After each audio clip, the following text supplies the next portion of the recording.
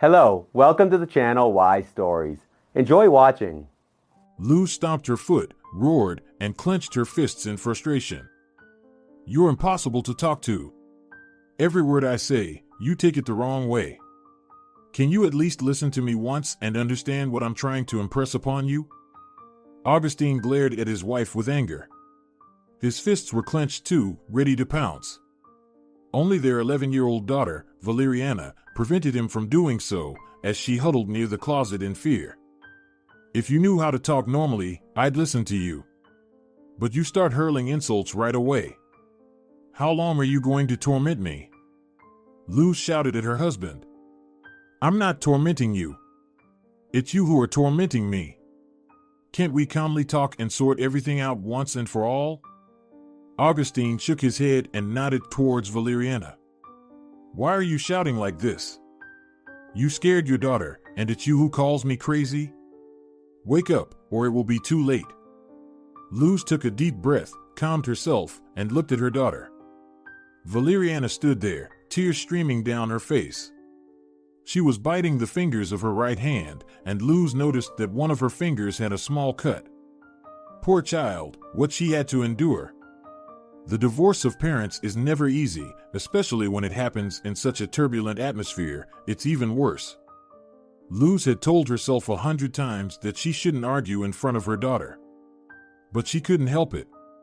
She and Augustin couldn't stay in the same place for more than 5 minutes without starting to argue, and they didn't even live together anymore. Yet, they would always end up quarreling, shouting, and fighting, and Valeriana was almost always present during these episodes. Luz looked at her husband again and said quietly, Leave. Leave now. We'll talk later. When later? We need to figure everything out as soon as possible, both about the house and Valeriana. I don't have any more time. Luz shook her head. No, we'll figure everything out later. You'll have to make time. But right now, I need to calm our daughter. Please leave, I'm asking you, for her sake, not mine. Augustin looked at his daughter once more.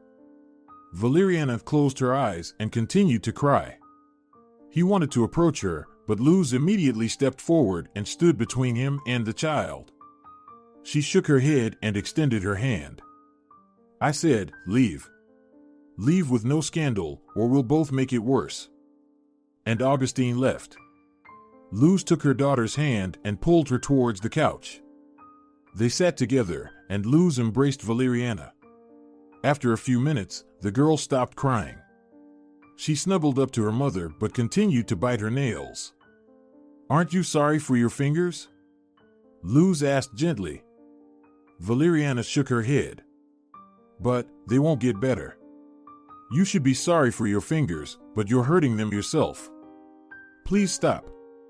Valeriana pulled her hand out of her mouth and clenched it into a fist. Forgive us for behaving like this. Your dad and I just can't resolve a few issues. We'll try not to argue anymore, I promise. Will you get back together, and we'll all live together again? The little girl asked quietly. Luz sighed and hugged her daughter tightly. She couldn't lie to her.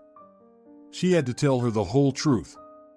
No, sweetie, your dad and I won't live together anymore. But we love you very much, so we want you to be happy. I promise everything will be fine. You just have to be patient, just a little bit. Valeriana remained silent. Luz looked at the wall where a photo of her mother hung. She was born in the village, moved to the city to find her happiness, and then got married. Antonia lived in the village. She had come to the city a few times to pamper her granddaughter when she was little. Luz sometimes took Valeriana to the village, and now an idea crossed her mind. Why not take Valeriana to her grandmother for the summer while she and Augustin sorted things out? Yes, that would be the best option. Her daughter wouldn't have to witness her parents' fights and arguments. Antonia would be happy to spend time with her granddaughter. She hadn't seen her for over a year. Perhaps Valeriana would become less nervous. Would you like to go to your grandmother in the village? Luz suddenly asked her daughter. To Grandma's? What about you? Will you come with me? Valeriana asked hopefully. Luz shook her head. No, sweetie, I'll have to stay here. I have a lot of things to take care of, things to resolve. I'll take you to your grandma's, and you'll stay there for a few months, and then I'll come back for you. Okay? But I'll be bored there without you. What will I do there? Grandma will be busy with her own stuff, the girl said sadly. Luz smiled and gently stroked her daughter's head. No, sweetheart, you won't be bored. There are many other children your age there. You'll make friends with someone for sure. You'll spend the whole summer playing and having fun. You'll see, you'll like it. We'll pack your things today, and I'll take you there tomorrow. Okay? Valeriana didn't say anything. She was used to obeying her parents. If Mom said she had to go, it meant she would go to her grandma's in the village. She would be bored there, but she would endure it somehow. Maybe if she behaved well, Mom would come back sooner. Maybe during that time, her parents would make up. Valeriana didn't understand what had happened between her parents, but she could feel that it was something bad. Mom and Dad had often argued and shouted at each other, but they always made up. Maybe while Valeriana was away, a miracle would happen and they would reconcile. She was already imagining how they would come for her together, and she would be happy. The next day, Luz took her daughter to her mother's house. Antonia was delighted to see her granddaughter. Seeing her chewed-up fingers, the mother sternly looked at her adult daughter. Luz, what have you done to the child? She doesn't need to witness your relationship troubles. Why didn't you bring her earlier? Luz lowered her gaze. Well, there's school, she couldn't skip. How would she catch up later? We've been trying to sort things out for a long time. She was supposed to live with you for a year if we'd brought her sooner. Antonia waved her hand at her daughter. Come on in and have some food.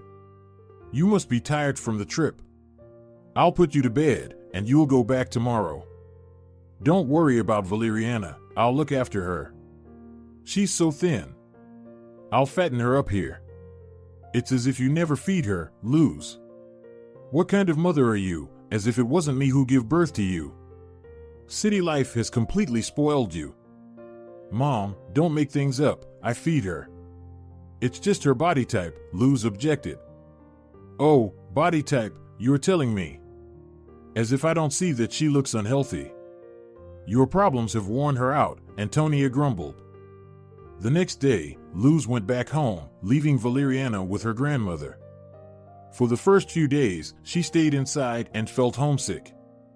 Her grandmother tried to cheer her up, suggesting they go to the garden and do something, but Valeriana stubbornly refused to go outside. Antonia eventually stopped pushing her and decided that Valeriana would come out when she's ready. And it happened. A week passed, and Valeriana realized that she was very bored. One day, looking out of the kitchen window, she saw a group of kids her age walking by the house on the road. They caught Valeriana's interest, but, of course, she couldn't just approach them. After a while, the girl went out to the yard to her grandmother. She approached her and asked, "What are you doing, Grandma?" Antonia looked attentively at her granddaughter. She decided not to emphasize that just a few days ago, Valeriana had shown no interest in what her grandmother did in the garden. You city folks don't understand rural matters at all. You probably don't even know what people can do in the village, right? I'm weeding, my dear. I planted some flowers here, and the weeds have grown so much that you can't even see the flowers. It's not good, they'll wither away and won't please the eye with their beauty. Valeriana half listened to her grandmother. She glanced sideways at the street where children of her age were having fun. Antonia noticed her granddaughter's gaze, smiled, but didn't say anything. For a while, Valeriana wandered around the garden, glancing at the street. Then, one of the girls spotted her and said something to the others. All the kids stared at Valeriana. The girl felt self-conscious and went back to her grandmother. Maybe you'd like some help with something? Antonia smiled affectionately. If you want, you can help. I won't refuse your assistance. See that small watering can over there? You can bring it to me.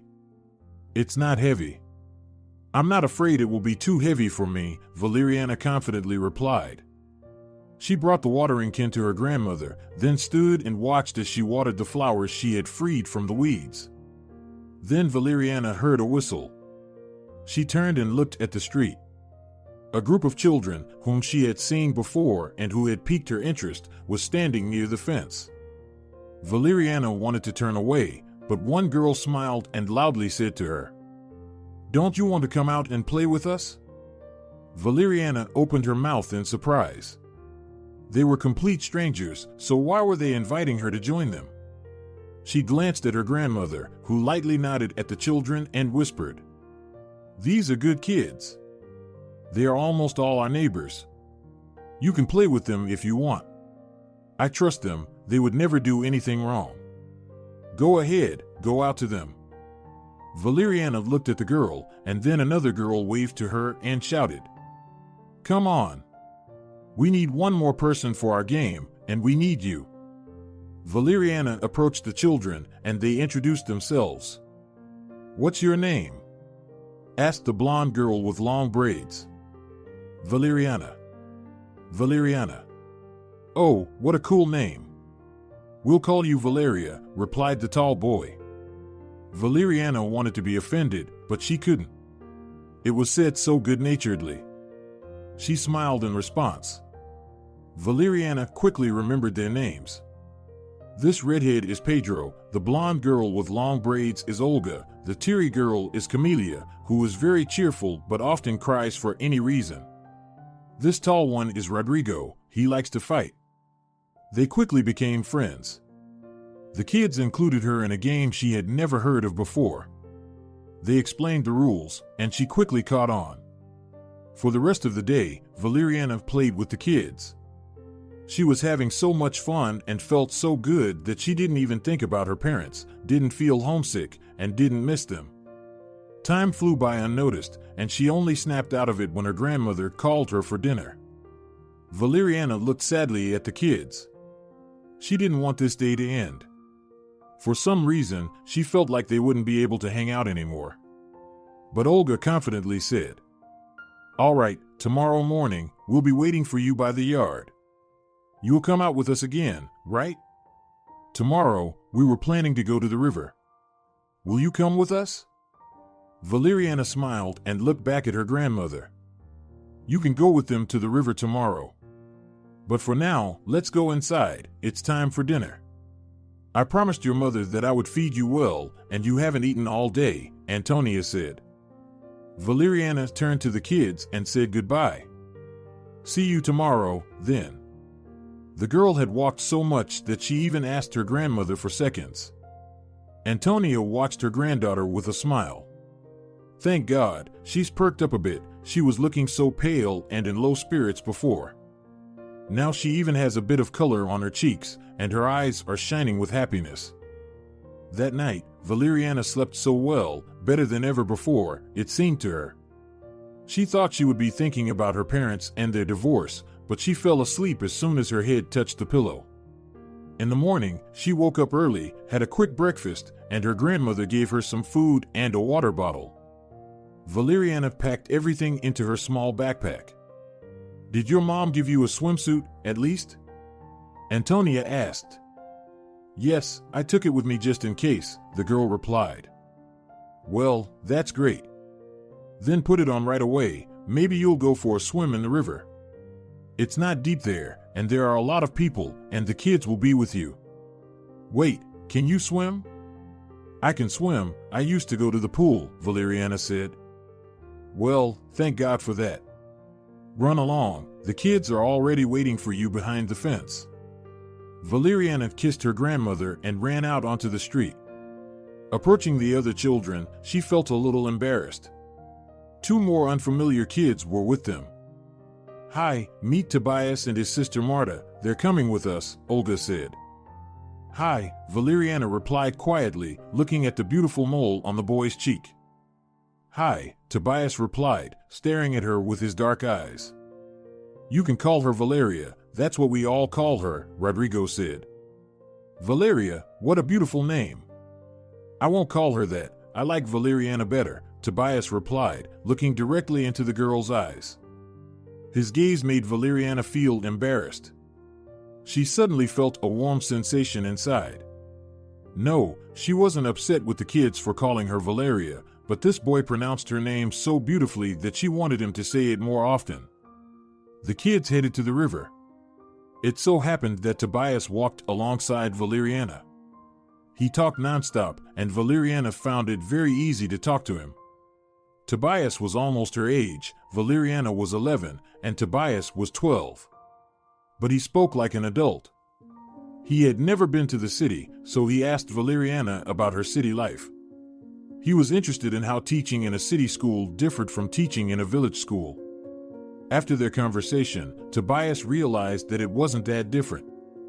They walked and talked all the way to the river, and by the time they arrived, Valeriana considered him her best friend. It was the best summer of Valeriana's life. Every day, she and her friends gathered, played, had fun. Tobias had a guitar, and he played it very well. Often in the evenings, they would gather and sing songs. Tobias tried to teach Valeriana how to play the guitar, but she couldn't quite get the hang of it. Valeriana had found the truest friends. They got along very well, as if they were family to each other. In mid-August, Luz came to pick up her daughter. She came for a few days to visit her mother. When Valeriana told her friends that she would be leaving in a couple of days, they were all very upset. Why can't she wait at least the end of the summer? We still had 10 more days. I haven't even shown you our calf yet, Olga said with a disappointed tone. Valeriana didn't say anything. She looked at Tobias, and he looked at her. There was such regret in his eyes that it made Valeriana want to cry. She didn't want to part with her friends, especially with Tobias. There was some connection between them that Valeriana didn't know how to describe. She wished she didn't have to leave here ever. She thought she could live with her grandmother, go to the village school like the other kids, and it would be wonderful. But Valeriana knew that she shouldn't even mention it to her mother. She would never agree. Her mom had left her here to divorce Valeriana's father, and now they had settled their affairs, and her mom had come to take her back to the city. But Valeriana planned to come back here next summer. She wanted to ask her mom to let her come for the winter holidays too. Her friends had told her how much fun it was in the village for New Year's. They had celebrations here, and it was so much fun. Valeriana really wanted to come here in the winter. I promise you that I'll come next year, Valeriana told her friends. And for New Year's, you promise to come for the winter holidays too, Olga replied. Yes, I'll definitely come for New Year's, and we'll see each other again. You'll teach me how to ice skate, Valeriana said. 2 days later, Luz packed her daughter's things. They were planning to leave early in the morning. Valeriana hoped she would have time to say goodbye to her friends, but her mother decided that they needed to get up very early to catch the first train. Valeriana cried and pleaded for them to stay a little longer, but her mother decided otherwise. When Luz and Valeriana left the house with their suitcases, the girl saw a lonely figure near the fence. It was Tobias. While Luz said her goodbyes to Valeriana's grandmother, the girl ran up to the boy. "You're leaving already?" Tobias asked. "Yes, I'm leaving. Will you say hi to everyone else for me? Tell them we left early. I asked my mom if we could stay just a little longer, but she said we couldn't delay any further. Give them my warm regards." "All right, I'll pass the message," Tobias sadly replied. They looked at each other for a while, and then Tobias reached out his hand through the fence. "Well, goodbye," he said. Valeriana shook his warm hand tightly and replied, "Goodbye." She felt so sad that tears welled up immediately. Tobias held her hand tightly for a long time. Then he turned and started walking away, but suddenly stopped and said, "Do you promise you'll come back? We'll see each other again, right? You're not lying?" "Of course, I promise, I'll definitely come. If I can't make it for New Year's, then for sure in the summer. I'll do everything to see each other again," Valeriana replied. Tobias nodded in satisfaction, then blew her an air kiss and ran back home. Valeriana and her mom returned to the city. Now the house was quiet. Her mom and dad had divorced. He had moved to another city where he already had a new family, as it turned out. They didn't sell the house. Luz took out a loan and paid her husband half the value of the house. Valeriana never saw her father again. After learning that he had another family and another child, she had no desire to see him either. Luz didn't apply for child support. She didn't want anything to do with Augustin. They had a daughter together, and that was enough for him. Valeriana didn't think about her father anymore. The best summer of her life left her with so many memories that she lived through them. She tried to excel in her studies to not disappoint her mom and hoped that her mom would allow her to go to her grandmother's for New Year's and spend the holidays there. However, at the end of autumn, when Valeriana brought up the topic, her mother screamed, "What a nonsense! Go to the village for New Year's, to that backwater place. I'm not doing that. You have no idea what it will be like there. I've lived there all my life, I know. Everything will be buried in snowdrifts. What will you do in the village? Stay home with your grandmother? You'll have so much fun." "I won't just stay home with Grandma, I have friends there, Mom." "We'll go out, have fun," Valeriana replied. "Going out? No, you'll be drowned in a snowdrift there, and they won't find you until spring." "No, it's out of the question, we're not going to any village for New Year's. Besides, I have work, there's a loan hanging over me, you know that. I'll take extra shifts during the holidays, I won't have time to take you there." "Mom, but I promised my friends I would come." "Then you shouldn't have promised if you didn't ask me about it first. Look at how smart you are." "That's it, end of discussion. We won't talk about it anymore." Valeriana was terribly disappointed, but there was nothing she could do. Those were the ugliest and saddest New Year's holidays she had ever had. She had so much hope to see her friends, but it didn't work out, and not even the New Year's present under the tree from her mother cheered her up. Valeriana hoped that her mom would at least take her to her grandmother's for the summer. She really hoped for it, but fate had other plans. Her grandmother passed away. Luz didn't even know how to tell her daughter. She understood that this would be a great sorrow in Valeriana's life. When the girl learned about her grandmother's death, she was in shock. She had never cried so bitterly in her entire life. Her grandmother's death meant that Valeriana would never go to the village again because her mother wouldn't stay there with her for 3 months, and there was no one else to go to. Valeriana begged her mother to take her to the funeral, but Luz categorically refused to do so. "There's no reason for you to be at the funeral. It's not entertainment, it's grief.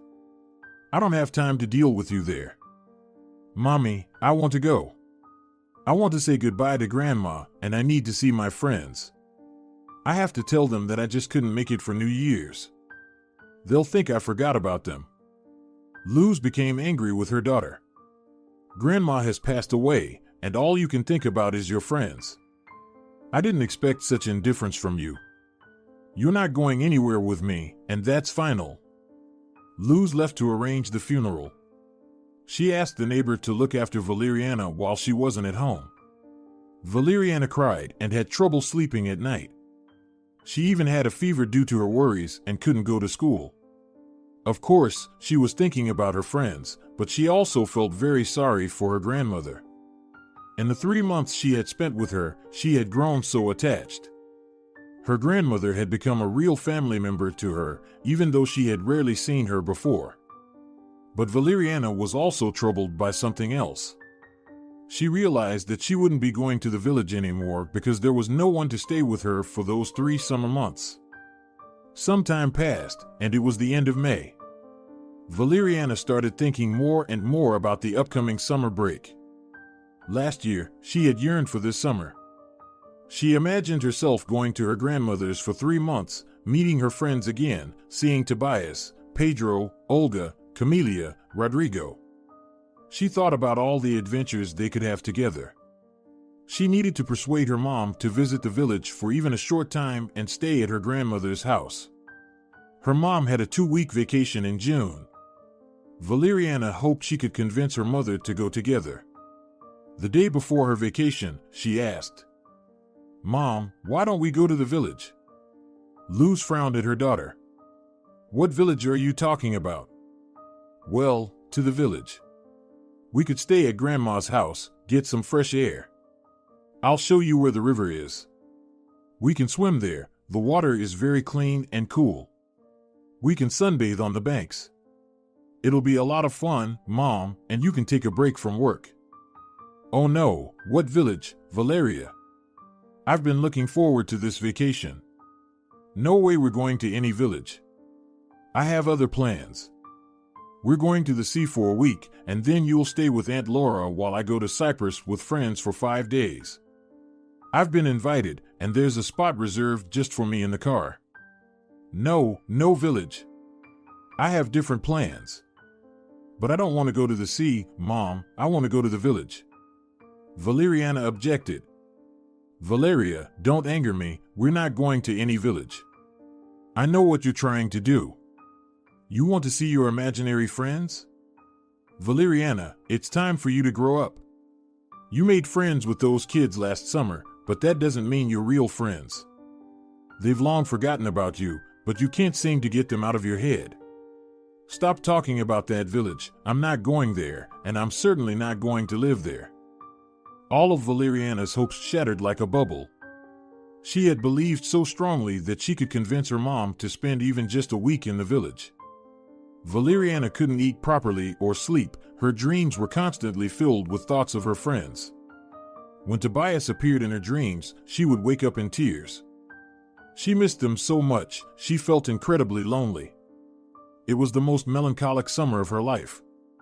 When her mother returned from the funeral, Valeriana persistently questioned her. "Did you see any of the kids? Didn't they ask about me? Maybe someone inquired about me? Did you mention anything about me? Did you see a dark-haired boy with dark eyes? You should have seen him, Mom. Please remember, did anyone ask about me? Valeria, leave me alone. Nobody asked about you, nobody cared about that. I was busy with arrangements and burying your grandma, and you're asking me about your friends. That's enough, forget about them and stop bothering me about it. I don't want to talk about this anymore." Her mother responded wearily. Valeriana realized that she wouldn't achieve anything by pressing further. Summer passed, followed by autumn. Valeriana learned that her mother had sold her grandmother's house. The girl reacted vehemently. "How could you do this? Why did you sell the house? Now we'll never go to the village." She shouted at her mother. "Valeriana, have you forgotten who I am? I'm your mother, not your friend. Don't you dare raise your voice at me, that's not how you should behave with me. I sold the house because it was necessary. With that money, I could pay off the loan I took to settle your useless father's debts. Do you think it was easy for me to pay him off? I had to save every extra penny. Now we have no more debts. I sold it, and that's it. Forget about living in the village. I never intended to live there, nor did I ever plan to visit there for leisure.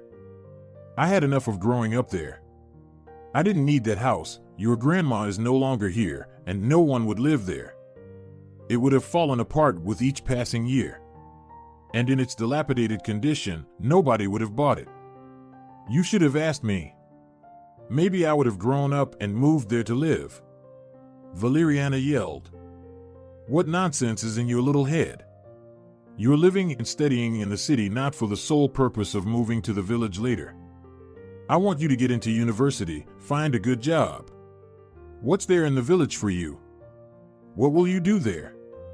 Your friends don't need you anymore, they've long forgotten about you." "That's not true, they haven't forgotten about me. Nobody has forgotten about me." Valeriana whispered and started crying. Luz felt a pang of sympathy for her daughter. She realized she had been too harsh on her. She said gently, "Valeriana, don't be upset. I'm just telling you the truth. I've never lied to you. You had a great summer with your cheerful friends. You had fun and socialized, but that time has passed. Your grandmother is no longer here, and the house is gone. Forget about those friends of yours, you will never see them again. Listen to me, sweetheart. I don't wish any harm to you. Valeriana didn't bring up the topic of the village, her friends, or her grandmother with her mother anymore. Luz thought her daughter had come to terms with it, but that wasn't the case. Valeriana just couldn't bear talking to her mother anymore. The hurtful things her mother said were unpleasant to her. She couldn't believe that her friends had forgotten about her. After all, they had promised to remember each other. Valeriana also realized that she couldn't stop thinking about Tobias. The connection that had formed between them. With time, the girl understood what it was. She realized that he was more than just a friend to her. She felt genuine emotions for him. She couldn't call it love because she was still young, but it was a very strong attachment. More than anything, Valeriana longed not for her friends, but specifically for Tobias. She promised herself that she would meet him someday, to explain why she hadn't come to her grandmother's, that it wasn't her fault, but circumstances. Sweetie, you won't be upset with me if we do it this way, will you? Tell me you won't be, my dear. Understand, I have no other choice. Valeriana looked at her mother and didn't know what to say. Perhaps from the outside, it looked like her mother was abandoning her. In reality, Valeriana was even glad that things turned out this way. She was nearly 18. Her mother was getting married for the second time. But she wasn't just moving in with her new husband, she was planning to relocate to another city. Her new husband, Gasper, had come to their city on a long business trip. It lasted for 6 months, and during that time, Gasper and Luz fell in love with each other. Now Gasper had to return home. He couldn't just stay away, especially since he had a good job he didn't want to give up. So, he proposed to Luz and asked her to marry him and move with him. Luz immediately told her fiancé that if she moved, it would only be with her daughter. Gasper was fine with that. Valeriana, however, was against it. She said she didn't want to leave. She was finishing high school, and she didn't want everything to change so suddenly. Valeriana suggested that her mother leave her behind and go herself. Luz understood that this was a reasonable option, but her conscience troubled her. How could she leave her daughter alone? That was not something she could do. However, Valeriana reassured her mother, saying it would be the best option for both of them. Mom, you have to understand, I have exams coming up. If I switch to another school, things might not go as smoothly. But how can I leave you? I can't allow that. Maybe Gasper should leave, and I'll stay with you for now. You'll finish school, and then we can move to be with him, and you can enroll in the university there. You've always wanted to go to medical school or something, and there's a very good medical university in his city. I'll talk to Gasper, he'll help with the finances. Mom, go with him, I'll stay here. I'm old enough to be on my own. Once I finish school and take my exams, we can decide what to do. Just don't stay with me, go with him. Luz did as Valeriana suggested. She and Gasper got married, and she left with her new husband, leaving her daughter alone. Now Valeriana was on her own. She did well on her exams, but it wasn't enough to get into the medical university in her city. She called her mother and told her about it. Mom, now you can find out about that university in your city. I'll start packing my things. You call me and let me know everything. However, Luz's response was strange. You know, Valeriana, Gasper said that it takes a lot of money to get into that university, and he doesn't have that kind of money, and he won't pay for your education. So, I think there's no point in applying here. Maybe you can find something easier for yourself? Besides, what's with this medicine obsession? Why don't you go to a teacher's college instead? Teachers are always in demand. Or choose some other college. Study for 3 years, get a profession, and then you can work wherever you want. Mom, you know I wanted to be a doctor. Why are you talking as if it doesn't matter anymore? You've always said you wanted me to go to university. What happened? Why are you telling me about college now? Oh, stop it, nothing happened. I'm just trying to make you understand that I can't help you with anything. I haven't found a job here yet. Gasper supports me. I can't force him to pay for your education. He's not your father. Find an easier option. When you do, call me, and we'll figure out what to do next. After the conversation with her mother, Valeriana realized that she had no one else to rely on. Her mother had remarried and moved far away. Now Valeriana would have to take care of herself. She understood that her stepfather simply didn't want to provide her with the finances she needed for her education. Valeriana had to come up with a plan quickly. And she did. She dreamed of a future in medicine, and she was determined to make it happen, even if she couldn't become a doctor. Valeriana applied to a medical college, and they accepted her. When she told her mother about it, Luz suddenly screamed. "I told you to forget about medicine. Gasper said it's ungrateful work. You should have listened to me. Why did you go against my wishes?" "Because it's my life, Mom. I dreamed of becoming a doctor. Unfortunately, that dream will remain just a dream. But at least I'll still be in the field of medicine. You keep telling me, Gasper says this, Gasper says that, don't do this, do it differently. I don't recognize you anymore, Mom. You've become so different, and I don't like it. I've already been accepted to college, and there's no turning back. I'll live here, and maybe I'll visit you during holidays."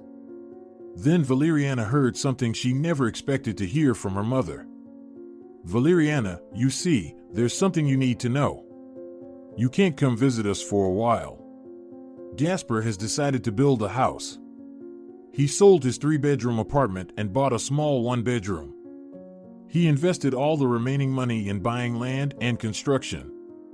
I think the construction will take several years, and for now, we'll be living in a 1-bedroom apartment. It's already cramped for the 2 of us, and there's no space for you. But don't worry, I'll come visit you myself and help you with money. Since you've decided to study at the medical college, let it be that way. As long as you're happy, that's the most important thing. I'll visit often, okay? You're not mad at me, are you? You're such a grown-up girl now, you know what you need to do." Valeriana understood it all. She understood that she couldn't rely on her mother anymore. Her mother had a new family now, and she wouldn't take care of Valeriana, despite her earlier claims. Valeriana felt that she could only rely on herself.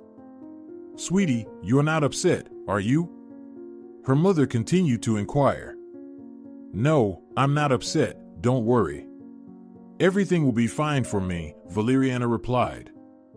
Valeriana became a student at the medical college. At first, it was challenging because she had no support. Her mother had promised to help with money, but that never happened. Valeriana didn't expect anything else. She had to work as a hospital orderly to make ends meet. Her salary and the college stipend were enough to get by. Her mother visited very rarely. When she did, she gave Valeriana a bit of money, but didn't offer any other help. Valeriana didn't visit her mother and her new husband, and her mother never invited her. Her mother had a new life in a different city, and Valeriana didn't fit into it. After her first year of college, things got easier for Valeriana. She made new friends, and her studies became more manageable. Money was tight at times, and it was tough to work nights and study during the day, but Valeriana managed. She endured all the hardships with determination. She knew she was responsible for her own future and worked hard to ensure that everything would turn out well. When Valeriana was about to graduate from college, her friend Estrella asked, "Would you like to specialize and work in the emergency medical services?" Valeriana paused to think. "I hadn't considered it, but I don't think so." "Why not?" "I've heard they pay well there." "Of course, the work can be tough, but everyone gets used to it." "I think we will too. Just imagine, helping people, providing first aid, it's so cool." "So, let's do the specialization," Estrella tried to persuade her. But Valeriana shook her head. "I don't like the idea. Besides, I've already found a place in the hospital where I work now.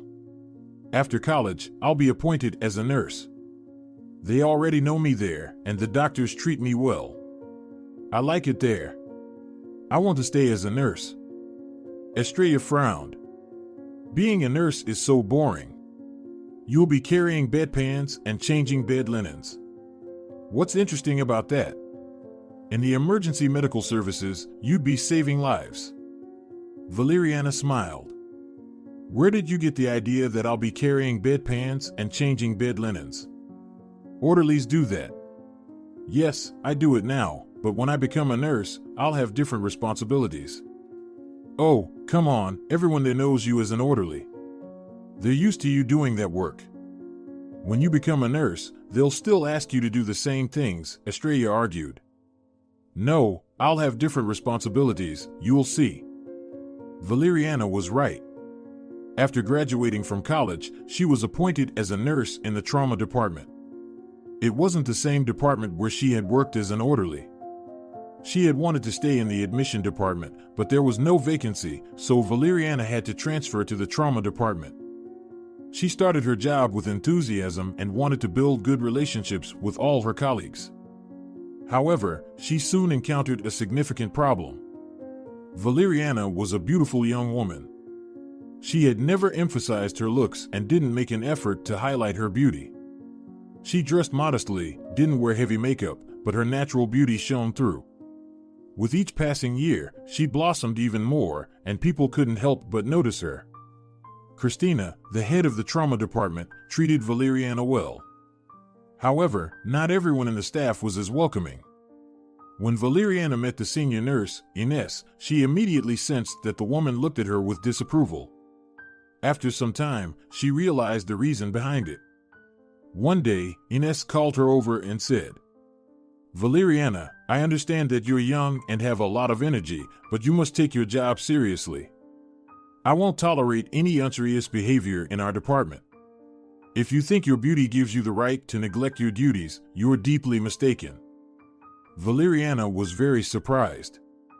"Ines, how have I compromised myself? I don't understand what you mean."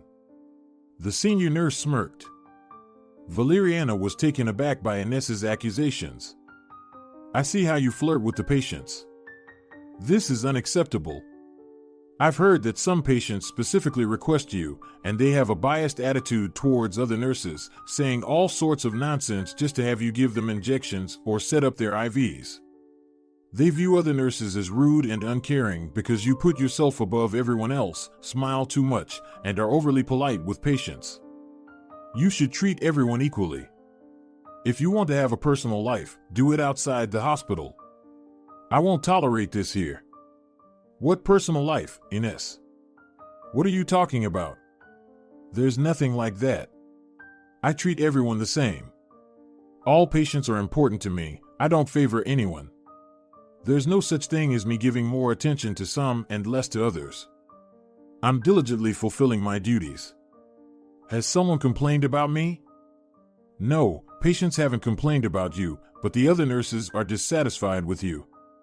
They say you deliberately act this way so that everyone loves only you. I'm telling you, reconsider your approach to work. Giving too much attention to patients can be a problem too. Being overly caring will lead to burnout. And burnout is unacceptable in our line of work. It affects the whole department," Ines said firmly.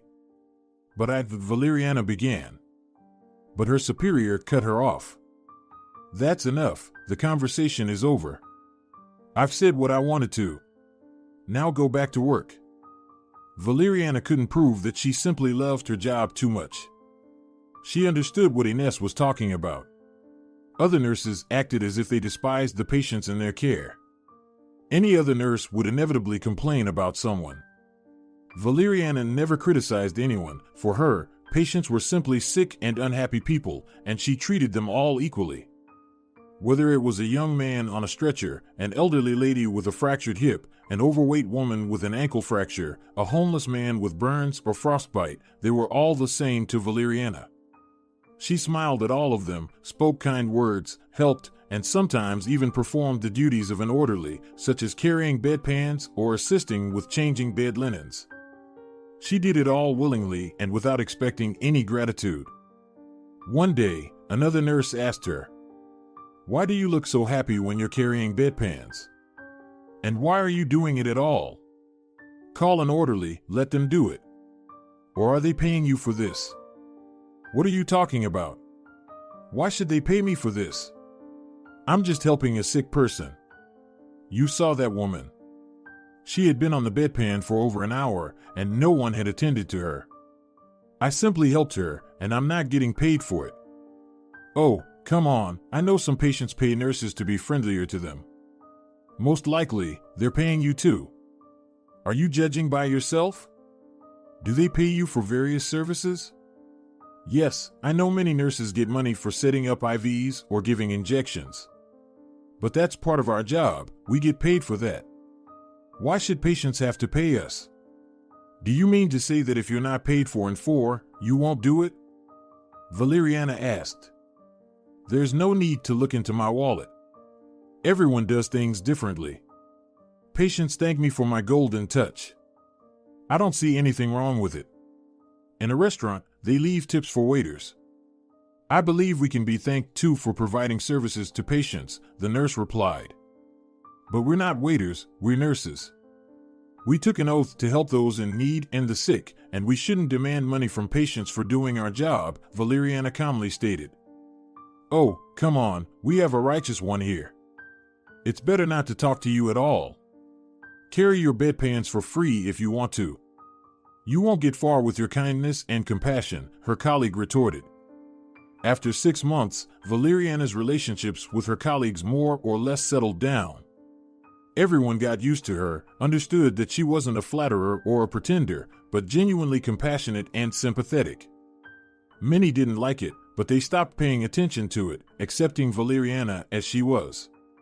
She sighed more freely, and work became easier. Even Ines seemed to have stopped holding a grudge against her, occasionally even praising her for her work. But then, something happened that once again put Valeriana's reputation at risk. A new doctor, Alvaro, joined their department. Well, he wasn't entirely new. He had already worked in trauma 2 years ago, then left for an unknown destination, and now he was back. His return was met with joy because he was an excellent trauma surgeon. Alvaro had another advantage: he was quite young, only 35, and unmarried. All the nurses were smitten with him, not just in trauma but in every department of the hospital. It was no surprise, he was young, unmarried, and rather handsome. One of his smiles drove many women crazy. He smiled often because he knew of his attractiveness and the effect he had on the female sex. And he didn't discriminate, he smiled at everyone. All female patients adored him because he was polite and treated everyone well. No one ever heard a rude word from him. Alvaro immediately noticed the new nurse and started paying her a lot of attention. Valeriana felt a kindred spirit. Alvaro was good with patients, too, and that brought them closer. Of course, she had no intention of having a serious relationship with colleagues, especially not with a new doctor, but she enjoyed talking to him, which irritated everyone, especially Ines. The head nurse had her sights set on Alvaro. Ines noticed right away that Alvaro was eyeing Valeriana, and she didn't like it at all. She grew to dislike Valeriana even more. One day, the girl came to work in a good mood and ended up in the same shift as Alvaro. When the doctor saw her, he smiled and said, "Are we going to save lives today, Valeriana?" "Saving lives is your job, Alvaro." "Mine is just to help," Valeriana replied with a smile. Alvaro looked at her intently and said, "Come to my office during the lunch break. I want to discuss a patient with you, have some coffee, and talk." At that moment, Ines was passing by. She overheard the doctor inviting Valeriana to his office. Giving the young woman a hostile look, she said nothing and just walked by. Valeriana responded to the doctor, "I'm sorry, Alvaro, but I'm busy during my lunch break. I promised to help a patient figure out her phone. She's trying to call her daughter abroad." The doctor smiled and said, "Well, if you're busy, Valeriana, I won't insist. But I'd be very pleased if you dropped by." I know you appreciate coffee. I've got a new coffee machine, and I'd love to treat you and hear your thoughts. Maybe I'll drop by, but I can't promise, Valeriana replied, feeling embarrassed, and went about her business. Sitting in her office, Ines was thinking about the situation. At 37, she was still unmarried. She believed that Alvaro would make a great match for her. Ines was tall and attractive, and she thought she could be an excellent wife for the doctor. Valeriana didn't fit into her plans for winning the doctor's heart. Something needed to be done to remove her from the battlefield, to get rid of her rival. In war, all means are fair. Ines mentally declared war on Valeriana and intended to act immediately. During the lunch break, she knocked on Alvaro's door. Alvaro, may I come in? Am I disturbing you? The doctor tried to treat everyone equally. But he had a strong liking for Valeriana, while he simply treated Ines with friendliness. He smiled and replied to the senior nurse. No, you're not disturbing. Please come in. Would you like me to pour you some coffee? Ines put on what she considered an enchanting smile. Oh, yes, please, I'd love some. She sat down in the chair in front of the doctor's desk and casually crossed her legs. Before entering the office, she had intentionally unbuttoned the top button of her medical coat to expose an enticing hint of cleavage. Alvaro poured her a cup of coffee and handed it to her with a smile. Ines took the cup, deliberately brushing her hand against the doctor's. Is there something you wanted to talk to me about? Alvaro asked as he settled into his chair. Yes, I wanted to talk to you. Since you're the deputy head, I thought I'd make a suggestion to you. Christina is too busy, and I don't want to bother her with minor issues. You know, I'm interested in any innovations. I recently came across a medical journal with advertisements for the latest patient care equipment. It would be great if we could replace all the stretchers in the ward. They're not very comfortable, and the patients complain when they have to use them. Maybe we should consider this? Yes, I've noticed that too. Valeriana mentioned to me that the stretchers are very uncomfortable. Ines bit her lip but quickly put on a smile. Yes, Valeriana knows better than anyone how uncomfortable they are. She's a nurse, but sometimes she does more than her job. Stretchers are supposed to be handled by the orderlies, but Valeriana often volunteers for that task, and I know why. Many patients pay her, and she's always ready to seize any opportunity to earn extra money. I told Christina that this is closer to extortion, and someone might complain about it at any moment, which would reflect poorly on the entire department.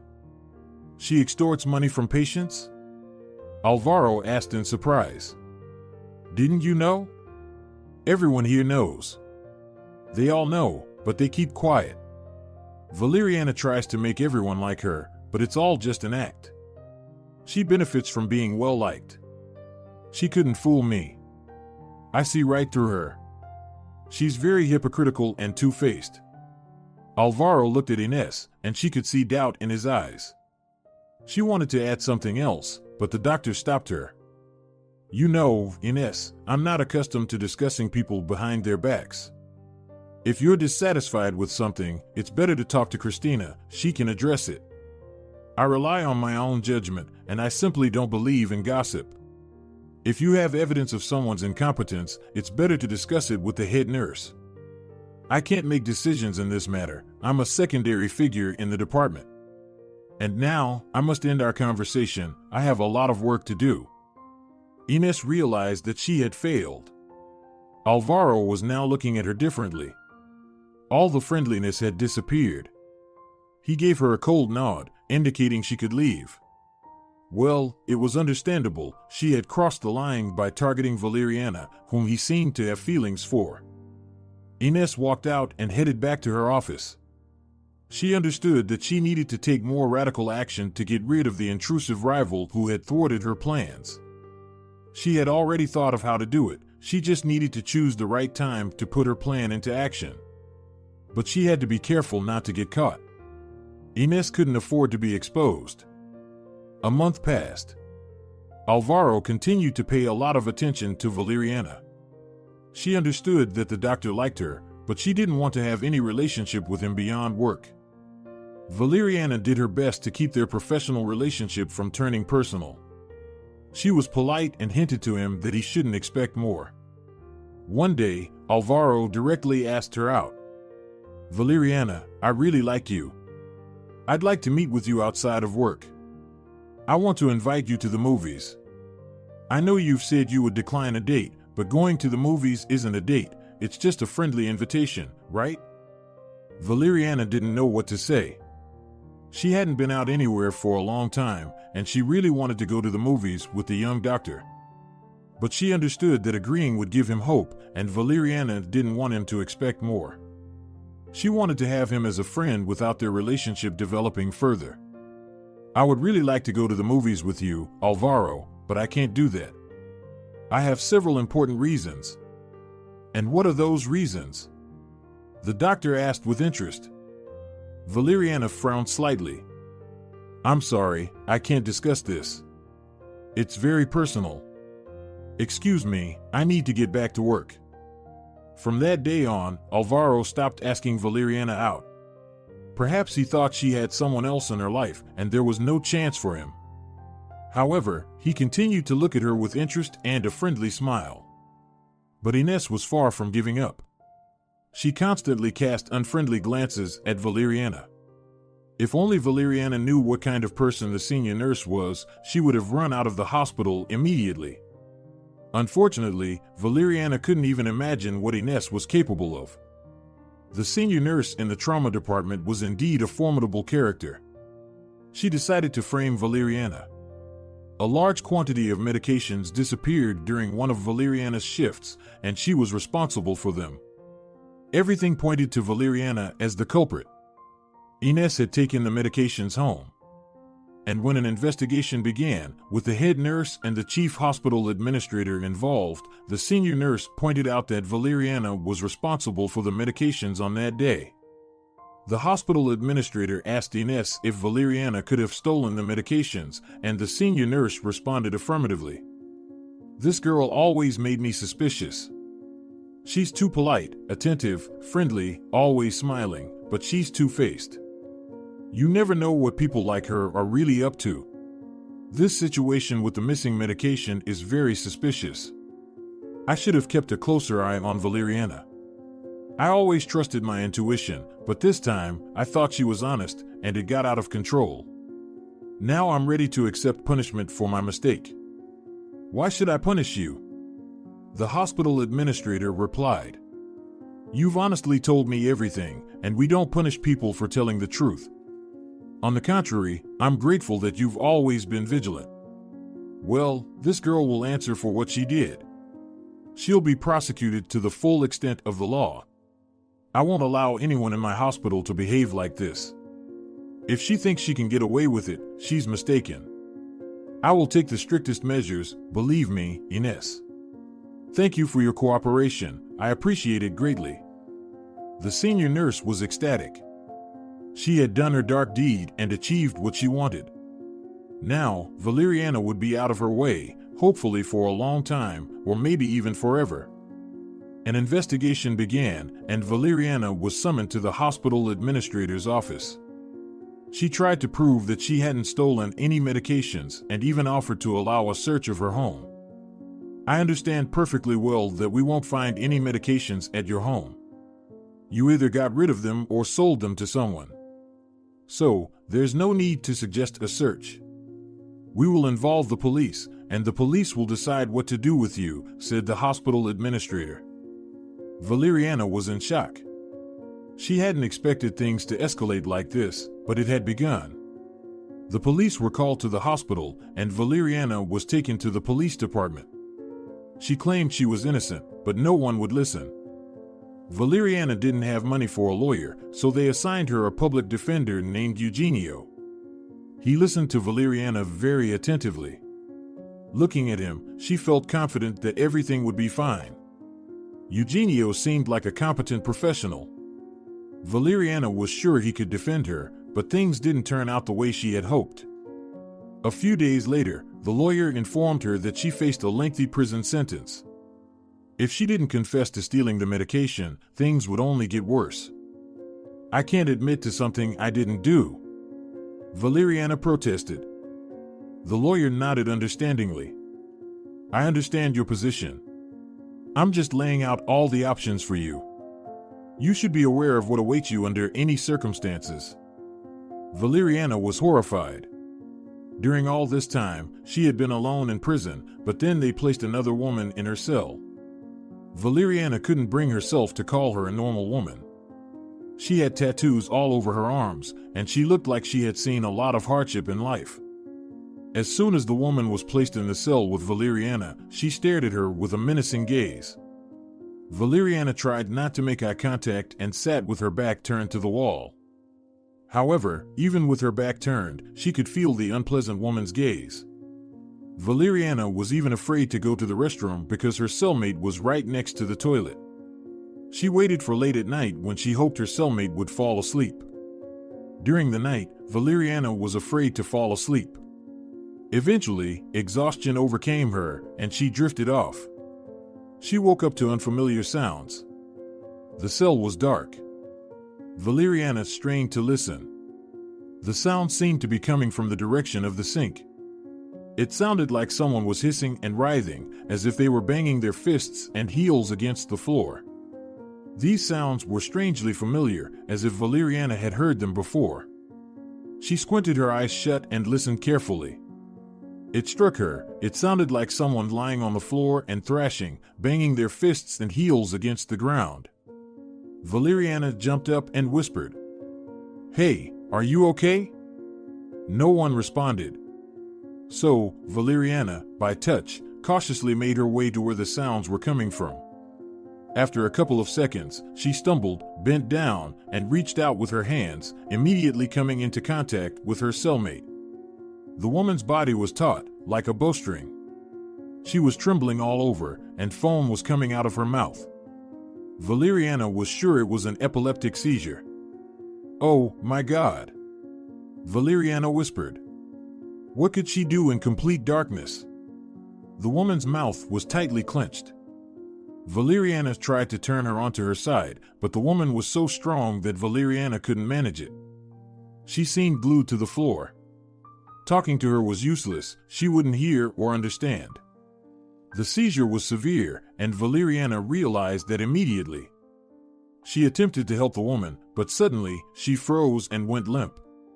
Valeriana checked her pulse, there was none, and she wasn't breathing. The woman had gone into cardiac arrest. "Hey, help! Please, somebody come over here! Help! She's dying!" Valeriana shouted with all her strength while doing her best to administer first aid. She laid the woman flat on the floor, removed her shirt, rolled it into a ball, and placed it under her head. She tilted her head back and began performing CPR. Valeriana acted calmly, as if she were at work. She didn't think about being in prison or what might be wrong with this woman. She continued with chest compressions and mouth-to-mouth resuscitation, again and again, shouting for help a few more times, but no one came. Valeriana kept going in complete darkness. She didn't know how much time had passed when the woman finally coughed. "Oh, thank God, you're alive," Valeriana murmured, feeling her own heart pounding with fear.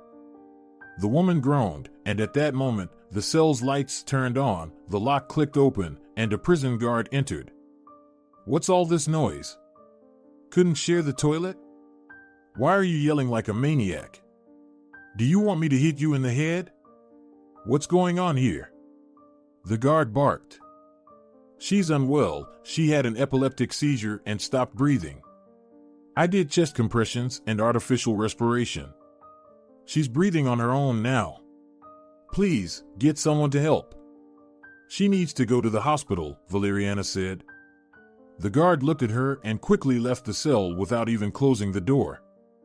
Valeriana remained sitting on the floor, holding the woman's hand. The woman stared at her with a frightened look. "It's okay. You're alive. Everything's fine. You'll get help soon, don't worry," Valeriana tightly squeezed her hand. A few minutes later, help arrived, and they even brought a stretcher. They quickly placed the woman on it, and Valeriana never saw her again. She asked the guard if everything was okay with the woman, but the guard just grunted in response. However, Valeriana noticed that the guard looked at her differently now, without the same hostility as before. She no longer insulted or shouted at her. Valeriana couldn't have imagined that saving this woman's life would reach someone higher up, but it was an unusual situation. Nothing like this had ever happened in the prison before. The news that there was an exceptional woman in the cell who had saved another woman's life in complete darkness by performing CPR and artificial respiration had reached the prison warden. The chief of security had told him all the details, as she was in close relations with him.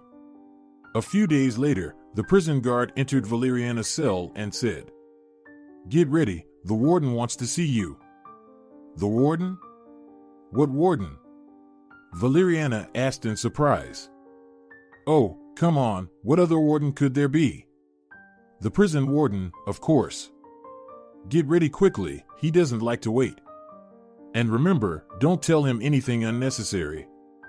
If you blabber about how poorly they treat you here, you'll be in for it, and it won't be pretty." "Got it, nurse?" "I understand," Valeriana replied dryly. She was escorted to the warden's office. When she entered, her heart pounded wildly. She felt an inexplicable excitement. The warden spoke to her, saying, "Well, hello, heroine. Nothing like this has ever happened in our facility before, and I've never summoned inmates before. But I believe that saving a person's life, even if she's just an ordinary criminal, deserves a thank you." When Valeriana heard his voice, her breath caught for a moment. She froze, gazing at the warden. Then her eyes settled on a mole on his cheek. Valeriana couldn't say anything. She just stared at the warden. After a moment of silence, the security warden entered the office. "Tobias, I need to talk to you." "Are you busy right now?" "Yes, I'm busy, but I'll be done in a few minutes." "Just wait for a moment," the warden replied.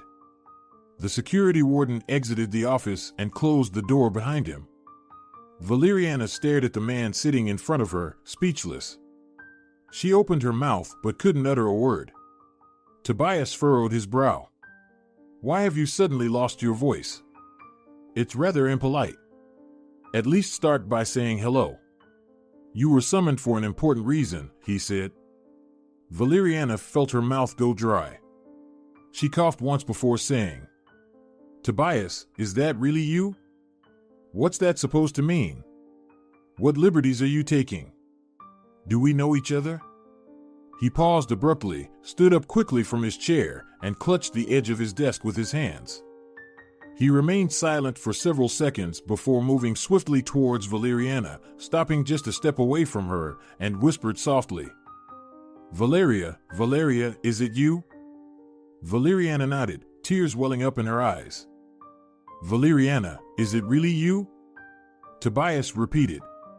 Tobias moved even closer, raised his hand, and gently touched Valeriana's cheek. She tightly closed her eyes. "I thought I'd never see you again in my life. I've dreamed so much of us meeting someday, but I never thought it would happen like this and here," Tobias said, lightly stroking her cheek. Valeriana felt a strange sensation overcoming her. It seemed like she might burst into tears from this peculiar feeling that gripped her entire body. Just then, Tobias embraced her tightly, and Valeriana went limp in his arms. "Valeriana, you're so beautiful. I'm thrilled to see you again." They stood there, wrapped in each other's arms, each lost in their thoughts. Valeriana reminisced about that one summer when she had been truly happy, when she had socialized with the village kids, when she had met Tobias, and when she had first felt something that still lingered in her heart. Tobias, on the other hand, thought about how for 14 years he hadn't forgotten Valeriana. He had dreamt of finding her, of seeing her again. But he had been convinced that she had long forgotten about him, that the one summer she had spent in the village had been erased from her memory. However, she remembered him. It wasn't he who recognized her, she recognized him. This meant that all those years, he had also remained in her memory. Finally, Tobias released their embrace. He took Valeriana's hand and led her to his desk. "Have a seat, you've turned pale. Should I get you some water?" he asked. Valeriana still couldn't speak. She nodded again. Tobias poured her a glass of water, and Valeriana eagerly began to drink. He pulled a chair closer to her and sat down. Taking the empty glass from her hand, he placed it on the table and then asked softly, "Why didn't you ever come back to the village? We all waited for you, everyone did, and I waited for you. I waited for you every summer I lived in the village. I couldn't. My mother wouldn't allow it. And after my grandmother passed away, she sold the house. Where could I have gone, and to whom?" Valeriana replied, "To us. To me. You could have come to me and lived with me. My mom wouldn't have minded, I'm sure of it. She loved your grandmother very much and would never have abandoned her granddaughter. But I didn't know about that, and my mom would never have allowed it. She hated the village. And as I grew up, I was sure it was pointless to go back. Did those guys who spent just one summer with me really need me? I was convinced that everyone had forgotten me," Valeriana said. "No one forgot about you, at least I never did," Tobias replied. Just then, the security warden peeked into the office again. "Tobias, will you be done soon?" "No, not anytime soon. I'll call you myself later. I'll be busy for a while," Tobias replied without even turning to his subordinate. The security warden closed the door in puzzlement. Tobias turned back to Valeriana. "What happened to you? How did you end up here? And what's your story for all these years?" Valeriana told him about her life. She recounted how her father had abandoned them, and later her mother left her when she remarried. She explained that she had been living alone all this time, with no one to help her. She narrated her experiences working as a nighttime orderly and later as a nurse.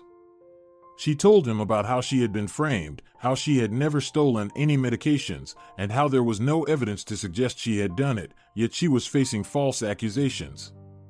"I never stole anything, no matter how tough things got. I always relied on my own strength. I'd rather go hungry than take something that doesn't belong to me. How could they even think I could do such a thing? I've always worked diligently and never harmed anyone," Valeriana said, her voice trembling. Valeriana burst into tears. She had found a kindred spirit, and suddenly she felt weak, unable to bear the burdens of life on her own anymore. "Why does everything in my life happen this way? Why does everyone turn away from me as if I'm a terrible monster?" she muttered through her tears. Tobias embraced her, pressing his forehead to hers. "Valeriana, don't cry. You're not alone anymore. I won't abandon you. I'll never abandon you. I found you, and you won't disappear again. I won't allow it.